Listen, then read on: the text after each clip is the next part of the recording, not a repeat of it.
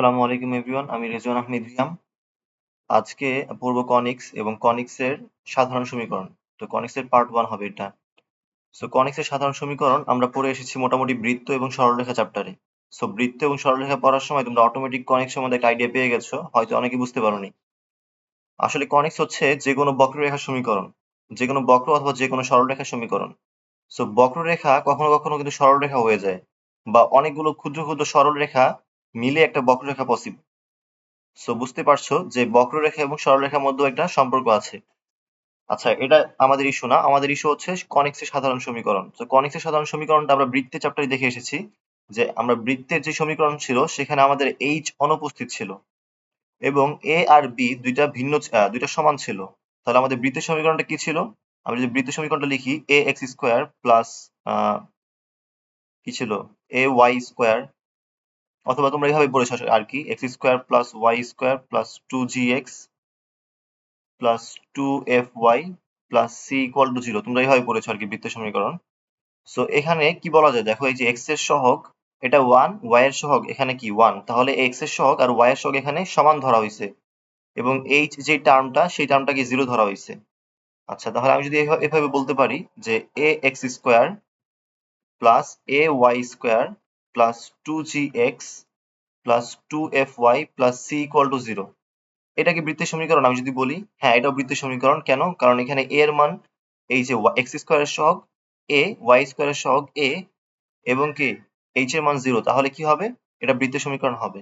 তাহলে এই যে বৃত্তের সমীকরণ, এখান থেকে আমরা কনিকের সমীকরণ লিখতে পারি যে a এক্স স্কোয়ার যখন এক্স স্কোয়ারের সহগ এবং ওয়াই স্কোয়ারের সহগ ভিন্ন হবে, তাহলে a x square plus h এর মান থাকবে তাহলে 2hxy plus by square, Y স্কোয়ারের সহগ এবং এক্স স্কোয়ারের সহগ কি হবে? ভিন্ন হবে। তাহলে এক্স স্কোয়ারের সহগ যদি a হয়, তাহলে ওয়াই স্কোয়ারের সহগ কি নিলাম? b নিলাম, plus 2gx plus 2fy plus c equal to 0। বাকি সবই সেম। কোথায় ভিন্নতা? একটা হচ্ছে এক্স স্কোয়ারের সহগ ওয়াই স্কোয়ারের সহগ ভিন্ন হবে এবং এক্স ওয়াই টার্মটা থাকবে। বৃত্তের ক্ষেত্রে কি ছিল? এক্স ওয়াই টার্মটা ছিল না। তাহলে এটা হচ্ছে কনিকের আদর্শ সমীকরণ। এটা হচ্ছে কি কনিকের আদর্শ সমীকরণ। এখন আমরা বলবো হচ্ছে কনিকের টাইপ কয়টা, কনিক কয় প্রকার। কনিক হচ্ছে কয় প্রকার হয় দেখি আমরা একটু। বৃত্ত একটা কনিক, সরল রেখা, সরল রেখাও একটা কনিক, বাট কি সরল রেখা? একজোড় সরল রেখা, একজোড় সরল রেখা। বৃত্ত একটা কনিক, একজোড় সরল রেখাও একটা কনিক্স। এরপর হচ্ছে আমাদের পরাবৃত্ত, আমরা যে তিনটা পড়বো আর কি মেইনলি এখানে, সেটা হচ্ছে পরাবৃত্ত, উপবৃত্ত এবং অধিবৃত্ত।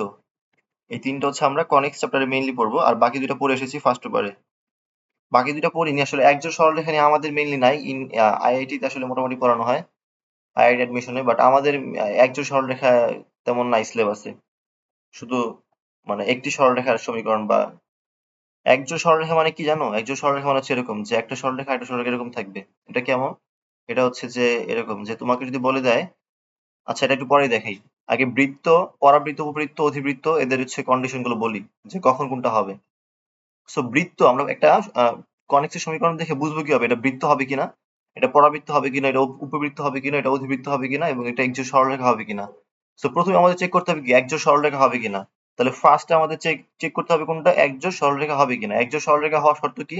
আমাদের একটা নির্ণায়কের মান বের করতে হবে। কোন নির্ণায়ক? আমরা যে নির্ণায়কটা বের করবো সেটাকে আমরা ডেল বলবো, এবং সেই ডেলটা হবে এরকম যে, আমাদের দেখো এই যে এক্স, আমাদের এর মান কি, আমাদের এগুলো বুঝতে হবে যে এ কি আমাদের এখানে।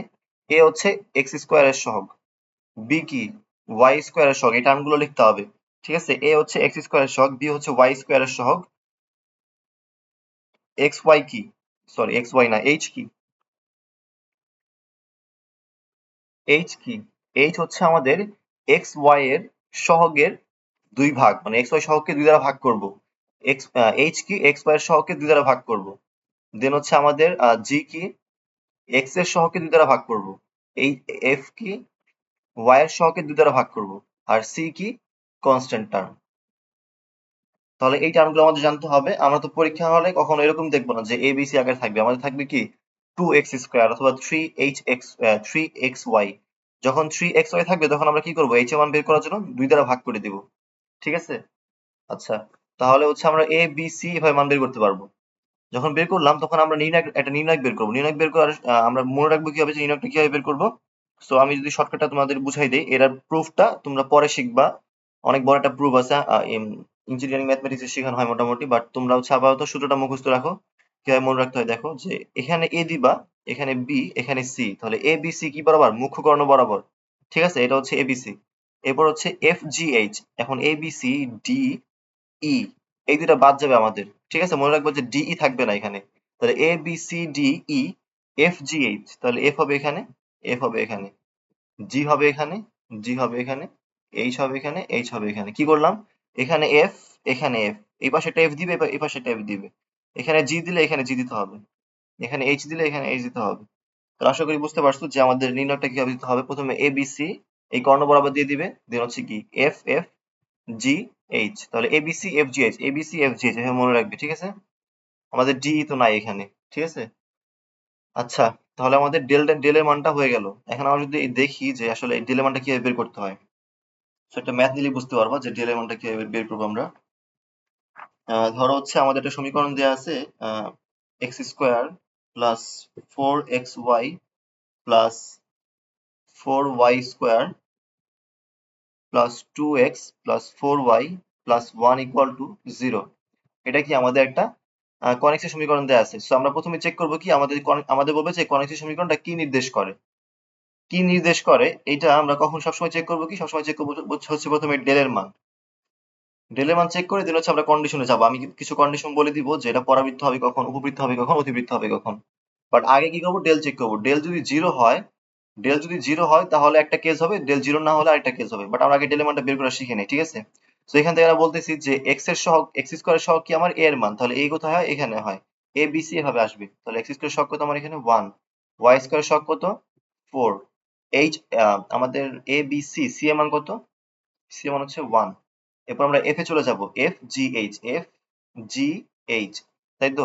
সো এফ এর মান আমাদের কি ছিল, এফ এর মান ছিল হচ্ছে আমাদের ওয়াই এর সহগের 2 ভাগ, তাহলে ওয়াই এর সহগ কত 4, তার 2 ভাগ কত 2, তাহলে 2 দিব এখানে, 2 দিব এখানে, তাহলে 2 জায়গায় 2 দিয়ে দিলাম। এরপর হচ্ছে জি নিব, জি ছিল কি এক্স এর সহগের 2 ভাগ, তাহলে এক্স কত, এক্স এর সহগের 2 ভাগ হচ্ছে 1, দেন হচ্ছে এখানে 1 দিব, এখানে 1 দিব, কোনাকুনি। ঠিক আছে, এভাবে আর দিতে হবে।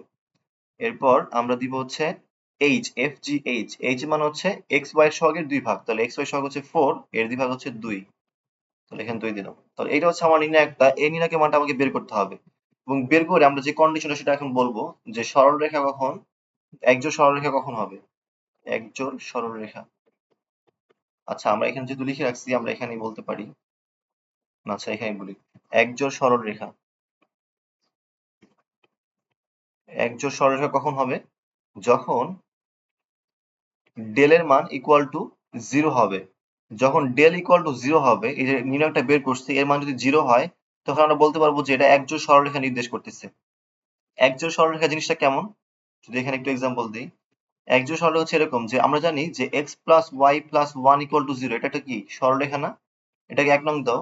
আরেকটা সমীকরণ বলা যায় না এরকম, যে X minus Y plus 1 equal to 0, এটা একটা সরলরেখা, তাই না। সো এই যে দুটো সরলরেখা, এই দুটোকে আমি যদি গুণ করি তাহলে কি পাবো, X plus Y plus 1 equal to something, মানে এটা কি এরকম আসবে না, যে X minus Y plus 1 equal to 0 আর কি। এই দুটো গুণ করে দিয়েছি। ঠিক আছে, 1 আর 2 গুণ করলাম। সো এখন যেই ইকুয়েশনটা পাবো সেটা হচ্ছে কি আমাদের একটা কনিক্স। সেই কনিক্সটা কেমন আসবে, দেখবা যে সেই কনিক্সটা দ্বিঘাত আসবে, দ্বিঘাত বিশিষ্ট। সো কেমন দেখো, আমি যদি এক্স আর এক্স গুণ দিই তাহলে এক্স স্কোয়ার, দেন হচ্ছে পাচ্ছি minus Y square, then plus 1 পাচ্ছি। এরপর minus X Y plus X Y plus x plus Y plus X minus Y equal to 0, এরকম একটা কিছু পাচ্ছি। তার মানে এখানে কি পাচ্ছি দেখো, এক্স বাই এক্স কেটে যাচ্ছে, ওয়াই ওয়াই কেটে যায়, তাহলে x square minus Y square plus x plus 1 equal to 0, এটা পাচ্ছি। দেখে কি মনে হচ্ছে, বৃত্ত না। বৃত্ততে কি থাকে, বৃত্ততে কি থাকে, যদিও দেখে বৃত্ত মনে হওয়ার কথা না, অনেকে বুঝতে পারছো যে এক্স স্কোয়ারের সহগ আর ওয়াই স্কোয়ারের সহগ কিন্তু সেম না। বাট দেখে অনেকে অধিবৃত্ত ভাবতে পারে বা অন্য কিছু ভাবতে পারে, বাট এটা কিন্তু ভাবা যাবে না যতক্ষণ পর্যন্ত তুমি ডেল বের না করবা। ঠিক আছে, ডেল বের করার পর তোমাদের দেখতে হবে এটা কি জিরো আসতেছে কিনা। অবশ্যই এটা জিরো আসবে, কারণ আমি এখানে উল্টা প্রসেসে আগিয়েছি। কারণ কি, আমি বলছি যে প্রথমে ধরে নিচ্ছি এই দুটো হচ্ছে একজোড় সরলরেখা, এই যে এখানে একটা সরলরেখা আর একটা সরলরেখা, এই দুটো সরলরেখা জোড় আকারে আছে বা গুণ আকারে আছে। সো গুণ আকারে থাকলে এটা কি হবে, এরকম একটা ইকুয়েশন হবে, দুইটা সরলরেখা একসাথে থাকবে। সো যখন একসাথে থাকবে তখন এটা ডেলের মান কি হয়, 0 হয়ে যায়। সো আশা করি বুঝতে পেরেছো। এটা ডিটেলস যদি আরো মানে মনে হয় পড়বে তাহলে আমাকে কমেন্ট করে জানিও, আমি পড়িয়ে দিব। বাট আমাদের মোটামুটি এইচএসসি অ্যাডমিশনে কোথাও একজোড় সরলরেখা নিয়ে তেমন কিছু আসে না। এতটুকুই একবার সাস্ট এসেছিল, একজোড় সরলরেখার সমীকরণ একবার সাস্ট এসেছিল, এতটুকুই, আর তেমন কোথাও আসেনি। ওকে, সো একজোড় সরলরেখার ডেল ইকুয়াল টু 0 হবে। এখন আমরা চলে যাই বৃত্ত। বৃত্তটা পড়ে এসেছি, তাও আমরা একটু দেখি এখন যে বৃত্ত কখন হবে। বৃত্তের কন্ডিশন হচ্ছে যখন h ইকুয়াল টু 0 হবে এবং এবং a ইকুয়াল টু b হবে, দুইটাই হতে হবে। h ইকুয়াল টু 0 এবং a ইকুয়াল টু b। এটা একটা এক্সাম্পল দিয়ে আসি আমরা।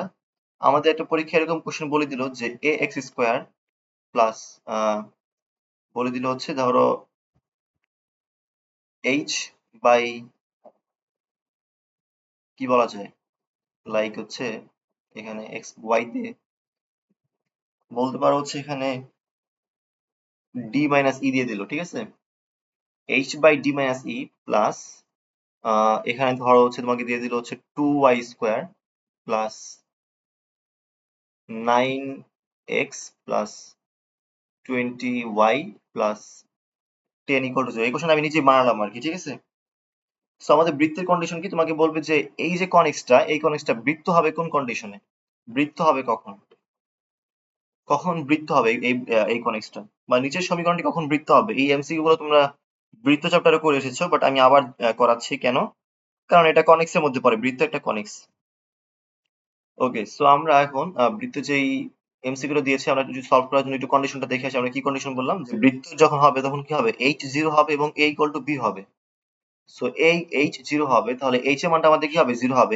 h টার্মটা কি আমাদের বলছিলাম, h মানে হচ্ছে এই যে এটা না কিন্তু, h মানে যে এইটা, এটা না কিন্তু, h মানে যেটা দেয়া আছে সেটা না কিন্তু, h মানে আমি কি বলেছি, x y এর সহগের 2 ভাগ। তাহলে x y সহগ কি আমাদের এখানে h by d minus e, h divided by d minus e, এটা হচ্ছে আমার h। এবং কি বলছে এখানে, h divide by d minus e, এটা হচ্ছে আমার h, এবং একে 2 দ্বারা ভাগ করলে আমরা কি পাবো, x y সহগ পাবো। তাহলে এটা সমান কি হবে, 0 হবে, ঠিক আছে। তাহলে এখান থেকে আমাদের একটা কন্ডিশন হচ্ছে h divide by d minus e equal to কি হবে, 0 হবে। এখান থেকে তুমি এটা বলতে পারো, এটা একটা একটা একটা কন্ডিশন। তাহলে 1 নম্বর অপশনে তোমার দেয়া থাকলো এরকম যে h divide by d minus e equal to 0, এটা কি ঠিক কিনা। এবার 2 নম্বর কন্ডিশনে দেয়া থাকলো হচ্ছে a ইকুয়াল টু ধরো হচ্ছে 2। 3 নম্বরে কন্ডিশন দেয়া থাকলো হচ্ছে ধরো হচ্ছে a ইকুয়াল টু 1। 4 নম্বরে আসলো হচ্ছে d not equal to e, d not equal to e, এটা তোমার দেয়া থাকলো। এরকম একটা এমসিকিউ দিয়ে দিল তোমাকে, ঠিক আছে। সো আমি একটু অপশনগুলো চেক করি যে h divide by d minus e equal to 0, এটা কি সত্য নাকি না। হ্যাঁ, এটা সত্য। তাহলে এটা আমরা কিন্তু এখন একটু প্রুফ করে আসছি, যে আমি কি বলছি যে x y যে টার্মটা থাকবে সেটা বৃত্তর ক্ষেত্রে থাকতে পারবে না। তাহলে কি হবে, যে x y এর যে সহগ তাকে 2 দ্বারা ভাগ করব, ভাগ করে যেটা পাবো সেটাকে আমরা কি করব, 0 করে দিব। তাহলে 0 করে দিলাম। তাহলে এটা আমাদের ট্রু আসলো। এরপরে a ইকুয়াল টু 2 হবে কিনা, আমি কি বলেছি, a এর এক্স স্কোয়ারের সহগ এবং ওয়াই স্কোয়ারের সহগ কি হবে, সেম হবে। তাহলে এক্স স্কোয়ার সহগ যদি a হয়, ওয়াই স্কোয়ার সহগ কি হবে, এই হবে। তাহলে a ইকুয়ালস টু কি হবে, 2 হবে। 2 নম্বর অপশন সঠিক। তাহলে আমাদের 3 নম্বর অপশনে বলেছে হচ্ছে a ইকুয়াল টু 1। না, a ইকুয়াল টু 1 হবে না, এর মান কত হবে, 2 হবে। তাহলে এটা কাটা। এরপরে কি হবে, কি বললাম, d equal to e, d not equal to e হবে কিনা। সো আমরা বলতেছি h by d minus e equal to 0। এটা কখন 0 হবে, যখন h এর মান 0 হবে।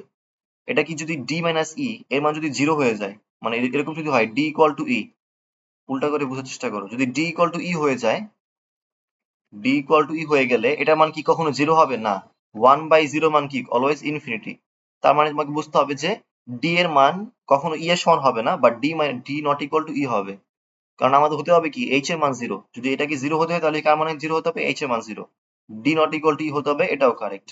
সো আশা করি বুঝতে পেরেছো। এরকম পেজে বা এরকম আরো বিভিন্ন টাইপের এমসিকিউ দিতে পারে তোমাকে।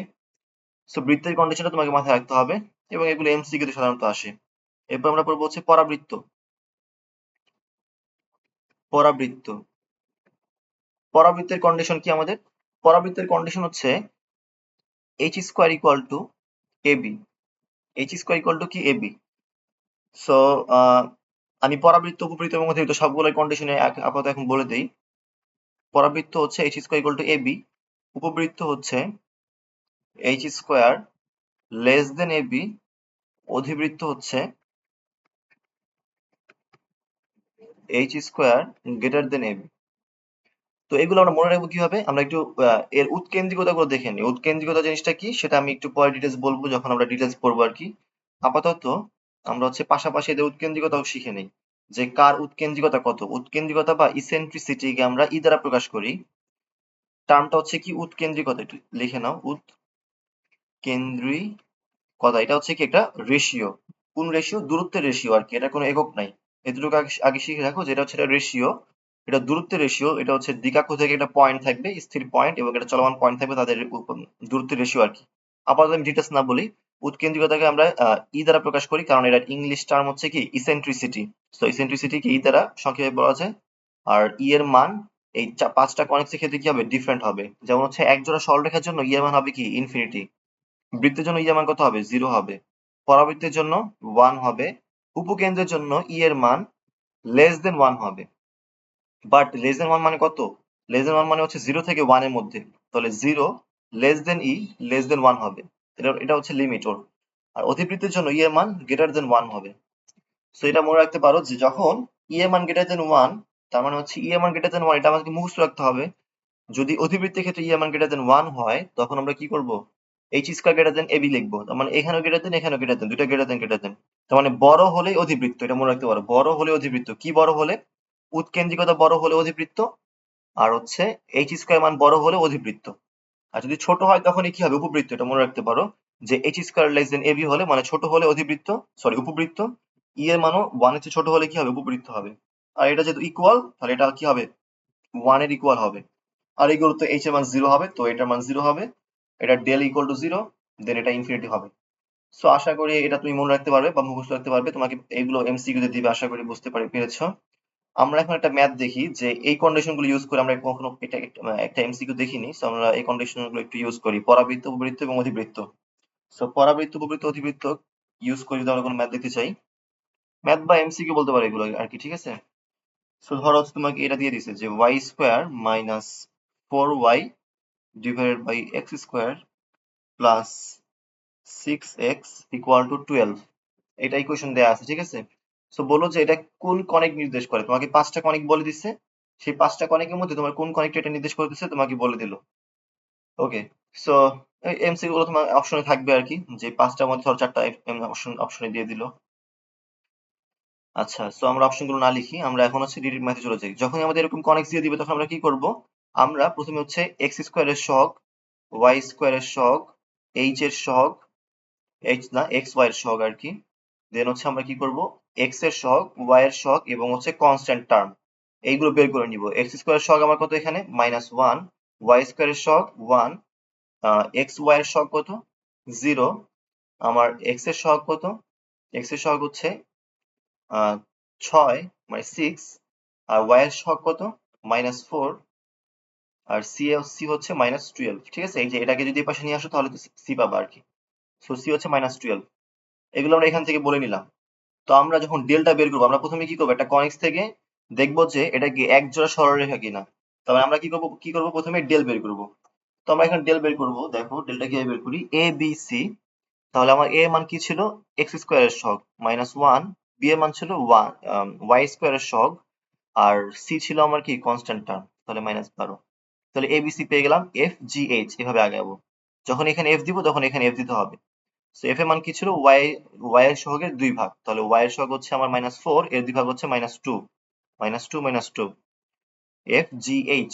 তো আমি এখন ফার্স্ট এগিয়ে যাই, দেখো এখানে এফ, তাহলে জি হচ্ছে আমার কি? জি হচ্ছে 6/2, তাহলে 3। আর এইচ কত? এইচ হচ্ছে 0, কারণ এক্স ওয়াই সহগের 2 ভাগ, তাহলে 0/2 হচ্ছে 0।